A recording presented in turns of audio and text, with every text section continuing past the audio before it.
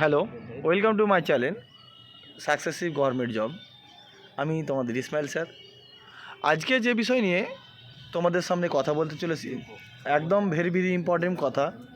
যারা বারবার বলছো দাদা যে Kolkata police exam, W police exam কবে হবে, এই নিয়ে যারা চিন্তায় রয়েছো তাদেরকে বারবার করে বলছি, একটাই অনুরোধ তোমাদের কাছে, চাকরি পাওয়ার যদি ইচ্ছা থাকে অবশ্যই তুমি একটা কথা মনে রাখবে যে কালকে যদি এক্সাম হয় সেভাবে প্রিপারেশন নিতে হবে, যে কিভাবে আমি এক্সাম দেব, সেরকমভাবে তোমাকে তৈরি হতে হবে। তোমাদের বলি, এই যে কেস চলছে ওবিসি কেস, এটা ভুংছে, এটা সরকার নিজেই কেস করেছে। ওবিসি কেস সরকার নিজেই কেস রেখেছে, কেস করে এটা ঝুলিয়ে রাখছে।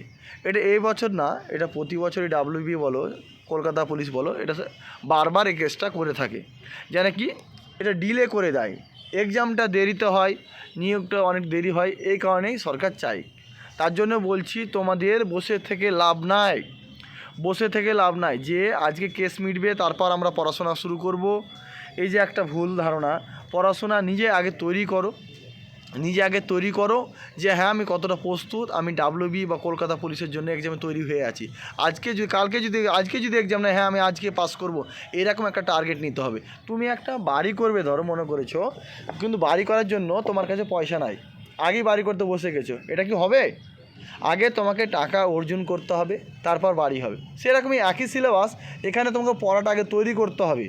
পড়াটা তৈরি দেখবে, যারা প্রতি বছরই ক্যান্ডিডেট কিছু না কিছু ছেলেবেলে তো পাচ্ছে, চাকরি পাচ্ছে, তো কেউ না কেউ পাচ্ছে। কী করে পাচ্ছে? তারা রেগুলার বজায় রাখছে, পড়াশোনাটা বজায় রাখছে, একটা স্যারের কাছে পড়ছে বা কোনো একটা গ্রুপ বিশ্বাস করছে, তারা কিন্তু কি প্রতিদিনই পড়ছে।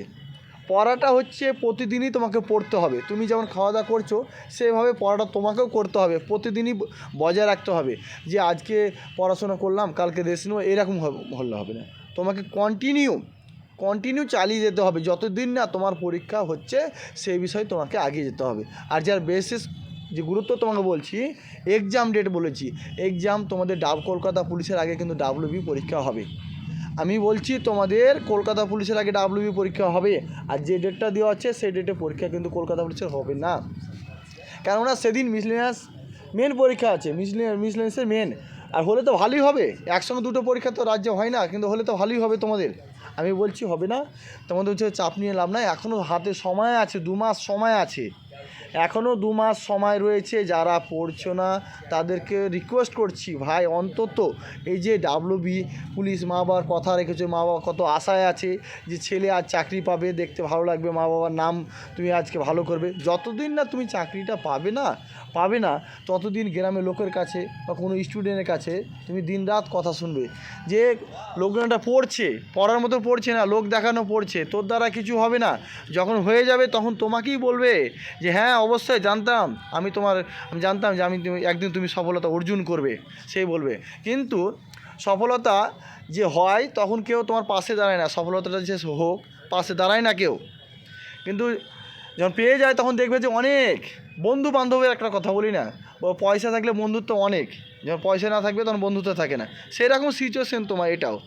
নিজেকে চাকরি যদি ভাবো যে অবশ্যই চাকরি দরকার, নিজেকে গুছিয়ে, চারিদিকে যে কথাবার্তা টেনশন, অনেক বাধা বিঘ্ন আসবে ভাই, লাইফে অনেক আসবে কষ্ট। আল্লাহ তাআলা বলছে যেমন যে আমাদের যে কষ্টের পরেই সুখ আছে, সেরকম তোমাকেও ভাবতে হবে যে হ্যাঁ কষ্ট পরেই সুখ আছে। আজ কষ্ট করো, তুমি সফলতা অবশ্যই ইনশাল্লাহ পাবে। ঠিক আছে? যদি অবশ্যই ভিডিওটা ভালো লাগে লাইক কমেন্ট শেয়ার করে দাও।